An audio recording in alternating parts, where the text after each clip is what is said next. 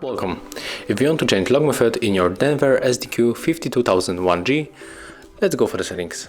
Right now you have to scroll down, enter the security and location, tap on the screen lock, and for example we can change the pattern, select the pattern and set it up, draw the pattern, click next, and draw it one more time, hit confirm button.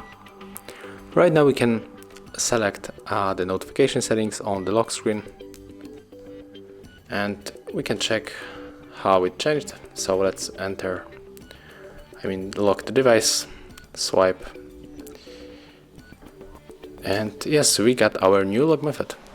So thank you guys for watching, leave thumbs ups, comments and subscribe to our channel.